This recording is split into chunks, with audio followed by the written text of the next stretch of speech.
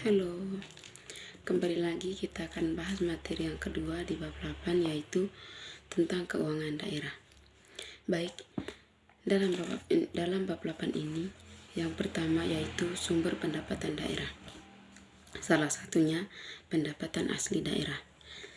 Pendapatan asli daerah merupakan pendapatan yang ditentukan dan dikumpulkan secara lokal.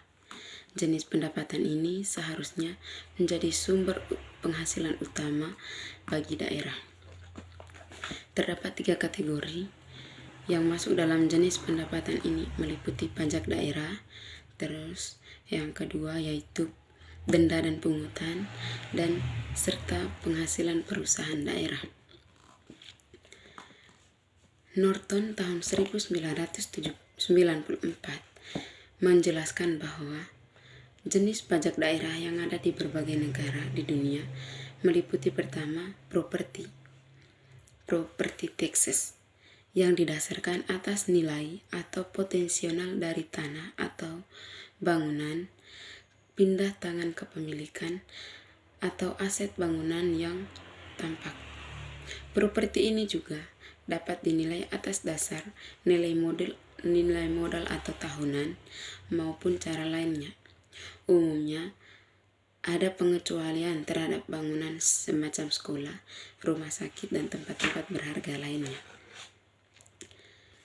Yang kedua yaitu Local and Regional Income and Profits Tax. Pajak ini dikenakan atas laba dan penghasilan baik di tingkat lokal maupun tingkat regional. Jenis pajak ini dikenal efisien dan fleksibel. Pajak ini bisa dikenakan secara progresif berdasarkan tingkat pendapatan dan luas karena meningkatkan secara otomatis sesuai perkembangan penghasilan dan inflasi. Pajak ini dapat diterapkan berapapun besarnya penghasilan. Namun umumnya diakui bahwa pajak penghasilan pribadi tidak dikenakan pada penghasilan di bawah tingkat kebutuhan dasar. Yang ketiga yaitu business rate and other source of tax revenue, yang merupakan pajak usaha terhadap penghasilan bisnis lokal dengan tarif biasanya ditentukan oleh pemerintah pusat.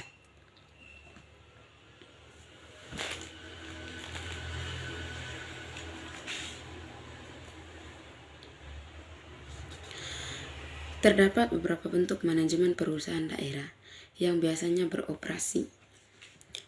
Yang pertama, single community, merupakan pola perusahaan daerah yang paling umum yang melibatkan penyediaan layanan oleh suatu komunitas tertentu. Yang kedua, joint ownership, terjadi ketika 2 atau lebih komunitas memilih menjalankan suatu perusahaan bersama-sama.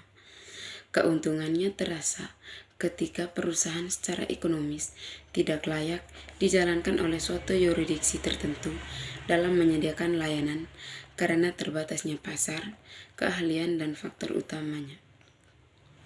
lainnya.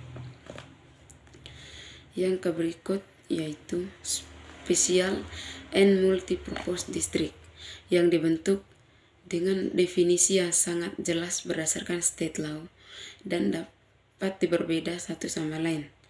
Bentuk ini biasanya memiliki otoritas yang lebih besar dari joint ownership, yang menggabungkan sumber daya komunitas anggotanya dan merencanakan operasi fasilitas yang ditangani. Yang berikut yaitu Independent Authority, bercirikan cakupan multi yurisdiksi, administrasi dan operasinya dijalankan dengan kesendirian atau kemandirian yang lebih besar dari komunitas dengan area pelayanannya. Dua bentuk terdahulu. Badan yang berwenang dibentuk untuk meningkatkan pelayanan, penghasilan, pendapatan, dan diberdayakannya untuk mengeluarkan obligasi atas namanya yang didukung oleh aliran pungutan biaya. Yang berikut yaitu pendapatan transfer.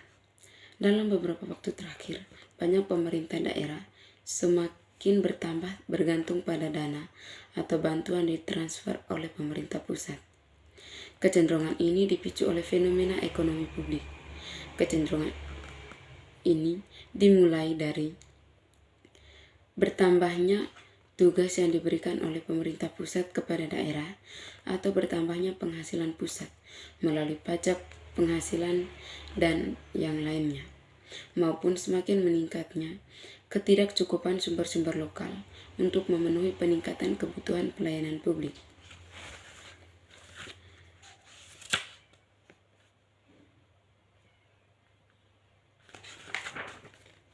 Bait yang berikut yaitu tentang pengeluaran daerah.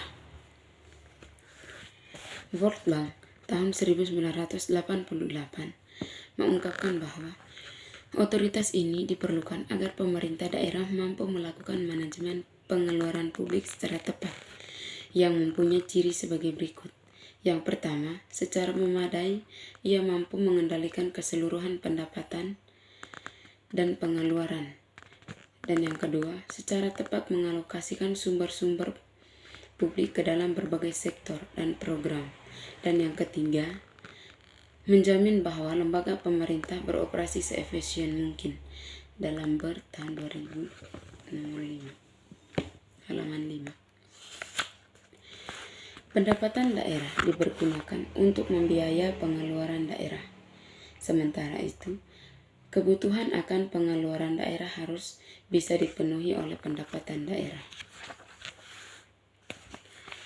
Pertimbangan utama yang harus diperhatikan baik oleh pemerintah pusat maupun daerah adalah tidak semua jenis pelayanan publik lebih baik semuanya diselenggarakan di salah satu tingkat pemerintahan tersebut.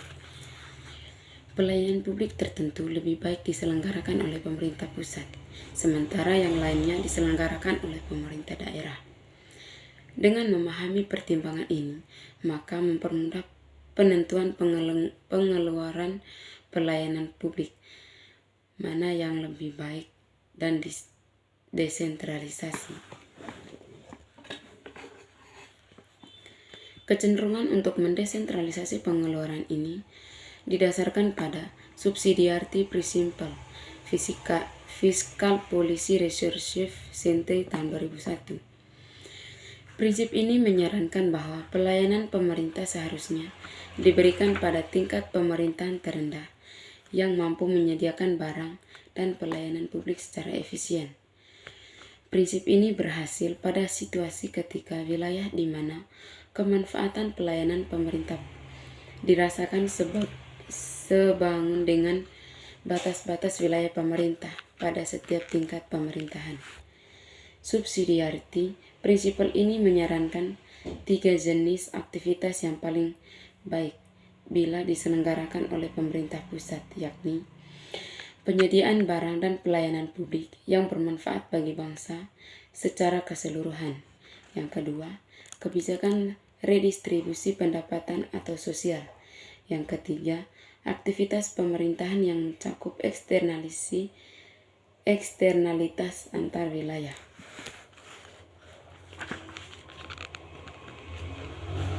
Yang berikut, untuk mengelola tanggung jawab pengeluaran ini jelas bukan suatu hal yang mudah bagi pemerintah daerah. Dalam praktiknya, kelembagaan yang sangat berkait. Dalam praktiknya, pemerintah daerah menghadapi 2 aspek penting, yakni aspek kelembagaan yang sangat berkaitan dengan kapasitas daerah, baik dalam mengelola pendapatan maupun pengeluaran, dan aspek pertumbuhan pengeluaran yang tidak diimbangi dengan kapasitas yang memadai justru memicu ketergantungan dan lambat laun semakin kuat terhadap pemerintah pusat. Berbagai aspek kelembagaan di daerah yang harus diperhatikan oleh pemerintah daerah maupun pemerintah pusat mencakup 3 hal tahun 2000, yakni kapasitas daerah, akuntabilitas dan informasi, serta transparansi fiskal. Jika daerah tidak memiliki kemampuan kelembagaan yang memadai, maka kondisi ini akan memicu semakin kuatnya ketergantungan daerah kepada pemerintah pusat. Kajian Smith tahun 1985 menunjukkan bahwa ada beberapa faktor yang menyebabkan adanya kecenderungan semakin kuatnya ketergantungan finansial pemerintah daerah terhadap pemerintah pusat. Faktor tersebut adalah pertumbuhan pengeluaran karena meningkatnya kebutuhan dan tuntutan masyarakat terhadap kualitas dan kuantitas layanan publik, lalu kemampuan daerah dalam meningkatkan pendapatan asli daerahnya yang terbatas, dan adanya tuntutan yang semakin kuat untuk melakukan pemerataan antar wilayah, serta pendapatan yang diperoleh dari berbagai layanan yang semakin terbatas, baik karena dibatasi oleh sumber daya, faktor popularitas politis, dan lain sebagainya. Ketergantungan finansial ini tentu akan menjadi persoalan besar jika dihadapkan dengan isu otonomi yang dituntut oleh daerah dalam menjalankan urusan rumah tangganya sendiri. Ringkasannya, ada hubungan kuat antara desentralisasi politik dengan desentralisasi fiskal. Desentralisasi publik membutuhkan kemandirian finansial dalam mengelola kewenangannya. Saat yang sama, desentralisasi fiskal juga menuntut adanya kemandirian pengambilan keputusan dalam pengelolaannya. Terdapat dua aspek penting yang berkenan dengan desentralisasi fiskal ini, yakni kewenangan otonom dalam hal pengeluaran serta kemandirian untuk membiayai pengeluaran tersebut. Pengeluaran pemerintah daerah pada dasarnya menyangkut pelayanan publik yang harus diadakannya secara efisien, efektif, adil, dan transparan. Penyediaan layanan ini dapat berlangsung dalam dua bentuk, yakni direct service provision maupun indirect service management. Untuk kelangsungan penyediaan layanan ini, pemerintah daerah membutuhkan pendapatan yang memadai, baik yang menyangkut besarnya maupun kemandirian dalam pemungutnya. Pendapatan pemerintah daerah pada dasarnya dapat melalui tiga sumber, yakni pendapatan asli daerah, transfer dari pemerintah atasan, maupun pinjaman. Pendapatan asli daerah berasal dari tiga sumber pula, yaitu pajak lokal, denda dan pungutan, serta pendapatan dari perusahaan daerah. Transfer dari pemerintah pusat dapat dibagi dalam tiga kategori, meliputi bagi hasil, bantuan, dan alokasi anggaran langsung. Bantuan pemerintah pusat terdiri dari banyak alternatif, baik itu specific grant, block grant, dan matching grant, serta yang paling tidak populer kini adalah deficit grant. Pengelolaan desentralisasi fiskal ini penting untuk meningkatkan kemandirian daerah dalam mengelola fungsinya secara otonom. Pengelolaan yang baik ini menuntut adanya kelembagaan yang baik pula. Aspek kelembagaan ini penting karena jika tidak terkelola dengan baik, maka akan memicu ketergantungan daerah kepada pemerintah pusat. Semakin tergantung suatu daerah, maka akan membahayakan derajat otonomi dalam pemerintahan daerah sendiri. Untuk itu, perlu ditekankan sekali lagi kemampuan untuk mengelola desentralisasi fiskal dengan baik dan benar. Baik, itu saja pemaparan materi yang kedua tentang keuangan daerah. Sekian dan terima kasih. Wassalamualaikum warahmatullahi wabarakatuh.